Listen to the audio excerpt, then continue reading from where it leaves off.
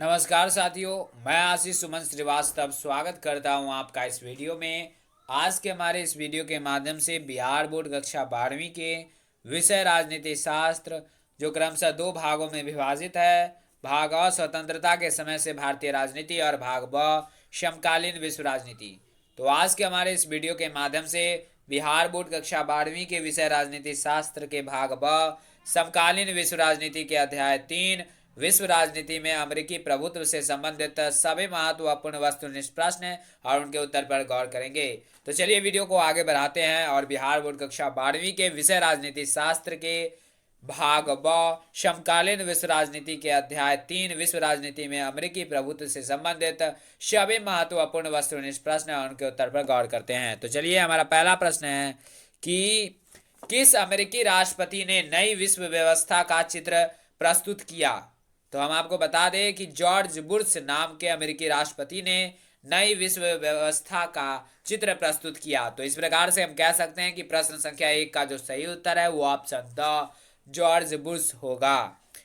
George Bush नाम के अमेरिकी राष्ट्रपति ने नई विश्व व्यवस्था का चित्र प्रस्तुत किया। अब आगे बढ़ते हैं यानी कि प्रश्न संख्या 2 की ओर। प्रश्न संख्या 2 जिसमें कह रहा है कि 1991 में किसका अंत हुआ। तो हम आपको बता दें कि नीचे जो 4 ऑप्शन दिए गए हैं उसमें से ऑप्शन द यानी कि सोवियत संघ के हाथों शांति 1991 में अंत हुआ। तो इस प्रकार से हम कह सकते हैं कि प्रश्न संख्या 2 का जो सही उत्तर है वो ऑप्शन द सोवियत संघ के हाथों शांति होगा। अब आगे बढ़ते हैं यानी कि प्रश्न संख्या 3 की ओर। प्रश्न संख्या 3 जिसमें कह रहा है कि 1996 में तालिबान ने किस राज्य में अपना शासन स्थापित किया जिसे 2001 में अमेरिका ने मिटा दिया। तो हम आपको बता दें कि 1996 में तालिबान ने अफगानिस्तान राज्य यानी कि अफगानिस्तान नाम के राष्ट्र में अपना शासन स्थापित किया जिसे 2001 में अमेरिका ने मिटा दिया। तो इस प्रकार से हम कह सकते हैं कि प्रश्न संख्या 3 का जो सही उत्तर है वो ऑप्शन द अफगानिस्तान होगा। अब आगे बढ़ते हैं यानी कि प्रश्न संख्या 4 की ओर। प्रश्न संख्या 4 जिसमें कह रहा है कि कुवैत को किस राज्य के अवैध चुंगल से मुक्त कराया गया। तो हम आपको बता दें कि नीचे जो 4 ऑप्शन दिए गए हैं उनमें से ऑप्शन अ यानी कि इराक जो होगा इस प्रश्न का सही उत्तर होगा। कुवैत को इराक के अवैध चुंगल से मुक्त कराया गया। अब आगे बढ़ते हैं यानी कि प्रश्न संख्या 5 की ओर। प्रश्न संख्या 5 जिसमें कह रहा है कि परमाणु अप्रसार संधि पर किस देश ने हस्ताक्षर नहीं किया। तो हम आपको बता दें कि परमाणु अप्रसार संधि पर भारत ने हस्ताक्षर नहीं किया। तो इस प्रकार से हम कह सकते हैं कि प्रश्न संख्या 5 का जो सही उत्तर है वो ऑप्शन स भारत होगा। परमाणु अप्रसार संधि पर भारत ने हस्ताक्षर नहीं किया। अब आगे बढ़ते हैं यानी कि प्रश्न संख्या 6 की ओर। प्रश्न संख्या 6 जिसमें कह रहा है कि नीचे जो 4 ऑप्शन दिए गए उनमें से इतिहास के अंत का सूत्र किसने दिया।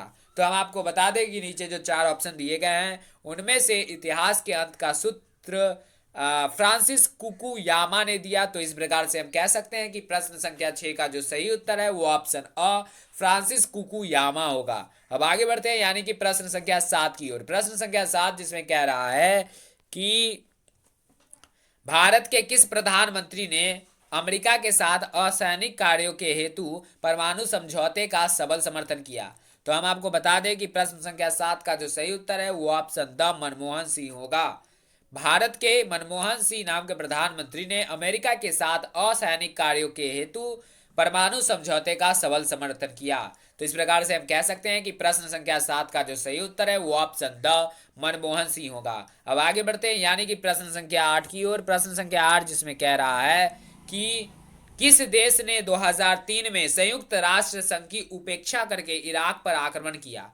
नीचे 4 ऑप्शन दिए गए उनमें से अमेरिका ने 2003 में संयुक्त राष्ट्र संघ की उपेक्षा करके इराक पर आक्रमण किया। तो इस प्रकार से हम कह सकते हैं कि प्रश्न संख्या 8 का जो सही उत्तर है वो ऑप्शन अ अमेरिका होगा। अब आगे बढ़ते हैं यानी कि प्रश्न संख्या 9 की ओर। प्रश्न संख्या 9 जिसमें कह रहा है कि एक ध्रुवीय की स्थिति किस राज्य के एकमात्र प्रभुत्व की परिचायक है। नीचे 4 ऑप्शन दिए गए उनमें से एक ध्रुवीय की स्थिति किस राज्य के एकमात्र प्रभुत्व की परिचायक है। तो हम आपको बता दें कि एक ध्रुवीय की स्थिति संयुक्त राज्य अमेरिका के एकमात्र प्रभुत्व की परिचायक है। तो इस प्रकार से हम कह सकते हैं कि प्रश्न संख्या 9 का जो सही उत्तर है वो ऑप्शन द संयुक्त राज्य अमेरिका होगा। अब आगे बढ़ते हैं यानी कि प्रश्न संख्या 10 की ओर। प्रश्न संख्या 10 जिसमें कह रहा है कि किस देश में, यानी कि नीचे जो चार ऑप्शन दिए गया है उसमें किस देश में मदरसे चल रहे हैं जहां तालिबान को आतंकवाद का शिक्षण व प्रशिक्षण दिया जाता है। तो नीचे जो चार ऑप्शन दिए गए हैं उनमें से ऑप्शन ब जो है पाकिस्तान। तो हम आपको बता दें कि पाकिस्तान में मदरसे चल रहे हैं जहां तालिबान को आतंकवाद का शिक्षण व प्रशिक्षण दिया जाता है। तो इस प्रकार से हम कह सकते हैं कि प्रश्न संख्या 10 का जो सही उत्तर है वो ऑप्शन ब पाकिस्तान होगा। अब आगे बढ़ते हैं यानी कि प्रश्न संख्या 11 की ओर। प्रश्न संख्या 11 जिसमें कह रहा है कि किस देश के साथ संबंध स्थापित करके अमेरिका ने अपनी शक्ति को बहुत बढ़ाया जिससे एक ध्रुवीयता की प्रवृत्ति उभरी। तो हम आपको बता दें कि वह देश चीन है जिसके साथ संबंध स्थापित करके अमेरिका ने अपनी शक्ति को बहुत बढ़ाया जिससे एक ध्रुवीयता की प्रवृत्ति उभरी। तो हम इस प्रकार से कह सकते हैं कि प्रश्न संख्या 11 का जो सही उत्तर है वो ऑप्शन ब चीन होगा।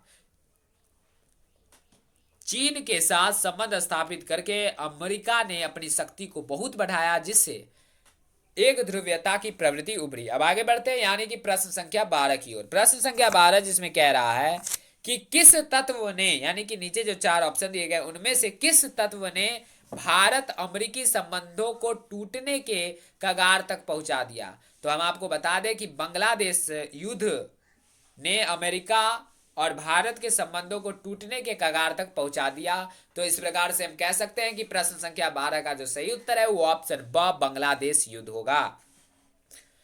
बांग्लादेश युद्ध ने भारत अमेरिकी संबंधों को टूटने के कगार तक पहुंचा दिया। अब आगे बढ़ते हैं यानी कि प्रश्न संख्या 13 की ओर। प्रश्न संख्या 13 जिसमें कह रहा है कि नाटो की स्थापना किस वर्ष की गई। तो हम आपको बता दें कि नाटो की स्थापना 1949 ईस्वी में की गई। तो इस प्रकार से हम कह सकते हैं कि प्रश्न संख्या 13 का जो सही उत्तर है वो ऑप्शन स 1949 होगा। नाटो की स्थापना 1949 ईस्वी में हुई। अब आगे बढ़ते हैं यानी कि प्रश्न संख्या 14 की ओर। प्रश्न संख्या 14 जिसमें कह रहा है कि अमेरिका के वर्ल्ड ट्रेड सेंटर पर हमला कब किया गया था। तो हम आपको बता दें कि अमेरिका के वर्ल्ड ट्रेड सेंटर पर हमला 11 सितंबर 2001 ईस्वी को किया गया था।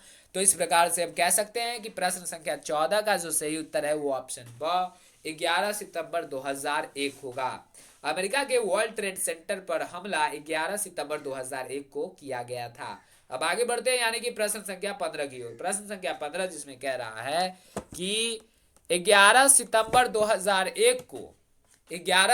2001 को निम्नलिखित में से, यानी कि नीचे जो चार ऑप्शन दिए गए उनमें से कौन सी घटना घटी। तो हम आपको अभी प्रश्न संख्या 14 में बताए हैं कि 11 सितंबर 2001 को विश्व व्यापार केंद्र पर आतंकवादी हमला हुआ था।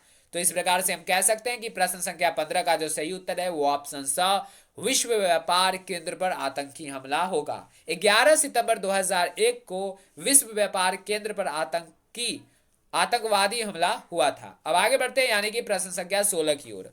प्रश्न संख्या 16 जिसमें कह रहा है कि संयुक्त राज्य अमेरिका में कुल कितने राज्य हैं। तो हम आपको बता दें कि संयुक्त राज्य अमेरिका में कुल 50 राज्य हैं। तो इस प्रकार से हम कह सकते हैं कि प्रश्न संख्या 16 का जो सही उत्तर है वो ऑप्शन ब 50 होगा। संयुक्त राज्य अमेरिका में कुल 50 राज्य हैं। अब आगे बढ़ते हैं यानी कि प्रश्न संख्या 17 की ओर। प्रश्न संख्या 17 जिसमें कह रहा है कि अमेरिकी सेनाएं अफगानिस्तान से बाहर निकल जाएंगी कब तक। तो हम आपको बता दें कि अमेरिकी सेना अफगानिस्तान से बाहर निकल जाएंगी 2014 के अंत तक। तो इस प्रकार से हम कह सकते हैं कि प्रश्न संख्या 17 का जो सही उत्तर है वो ऑप्शन अ 2014 के अंत तक होगा।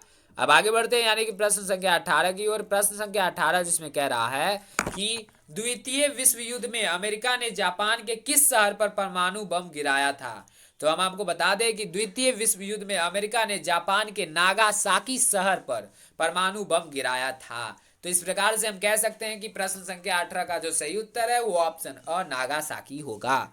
द्वितीय विश्व युद्ध में अमेरिका ने जापान के नागासाकी शहर पर परमाणु बम गिराया था। अब आगे बढ़ते हैं यानी कि प्रश्न संख्या 19 की ओर। प्रश्न संख्या 19 जिसमें कह रहा है कि 2003 में अमेरिका ने किस देश पर हमला किया? तो हम आपको बता दें कि 2003 में अमेरिका ने इराक देश पर हमला किया। तो इस प्रकार से हम कह सकते हैं कि प्रश्न संख्या 19 का जो सही उत्तर है वो ऑप्शन ब इराक होगा। अब आगे बढ़ते हैं यानी कि प्रश्न संख्या 20 की ओर। प्रश्न संख्या 20 जिसमें कह रहा है कि निम्नलिखित में से यानी कि नीचे जो 4 ऑप्शन दिए गए हैं उनमें से कौन सा अमेरिका द्वारा आतंकवाद के विरुद्ध इसके वैश्विक युद्ध का हिस्सा था? तो हम आपको बता दें कि नीचे जो 4 ऑप्शन दिए गए हैं उनमें से अमेरिका द्वारा आतंकवाद के विरुद्ध इसके विश्व युद्ध का हिस्सा ऑपरेशन एंड्यू रिंग फ्रीडम था। तो इस प्रकार से हम कह सकते हैं कि प्रश्न संख्या 20 का जो सही उत्तर है वो ऑप्शन स ऑपरेशन एंड्यूरिंग फ्रीडम होगा। तो इस प्रकार से हम कह सकते हैं कि प्रश्न संख्या 20 का जो सही उत्तर है वो ऑप्शन स ऑपरेशन एंड्यूरिंग फ्रीडम होगा। अब आगे बढ़ते हैं यानी कि प्रश्न संख्या 21 की ओर। प्रश्न संख्या 21 जिसमें कह रहा है कि निम्न में से किस देश ने खुले द्वार की नीति अपनाई? तो नीचे 4 ऑप्शन दिए गए उनमें से चीन ने खुले द्वार की नीति अपनाई। तो इस प्रकार से हम कह सकते हैं कि प्रश्न संख्या 21 का जो सही उत्तर है वो ऑप्शन द चीन होगा। अब आगे बढ़ते हैं यानी कि प्रश्न संख्या 22 की ओर। प्रश्न संख्या 22 जिसमें कह रहा है कि विश्व को इंटरनेट की सुविधा किस देश की देन है? तो हम आपको बता दें कि विश्व को इंटरनेट की सुविधा संयुक्त राज्य अमेरिका की देन है। तो इस प्रकार से हम कह सकते हैं कि प्रश्न संख्या 22 का जो सही उत्तर है वो ऑप्शन स संयुक्त राज्य अमेरिका होगा। विश्व को इंटरनेट की सुविधा संयुक्त राज्य अमेरिका की देन है।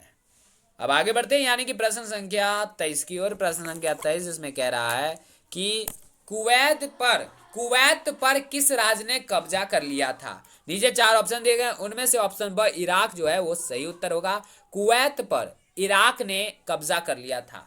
तो इस प्रकार से हम कह सकते हैं कि प्रश्न संख्या 23 का जो सही उत्तर है वो ऑप्शन ब इराक होगा। अब आगे बढ़ते हैं यानी कि प्रश्न संख्या 24 की ओर जो इस वीडियो और इस अध्याय का अंतिम महत्वपूर्ण वस्तुनिष्ठ प्रश्न है जिसमें कह रहा है कि बराक ओबामा किस देश के राष्ट्रपति थे? तो हम आपको बता दें और आप लोग भली भांति जानते होंगे कि बराक ओबामा जो हैं वो अमेरिका देश के राष्ट्रपति थे। तो इस प्रकार से हम कह सकते हैं कि प्रश्न संख्या 24 का जो सही उत्तर है वो ऑप्शन अ अमेरिका होगा। बराक ओबामा अमेरिका के राष्ट्रपति थे।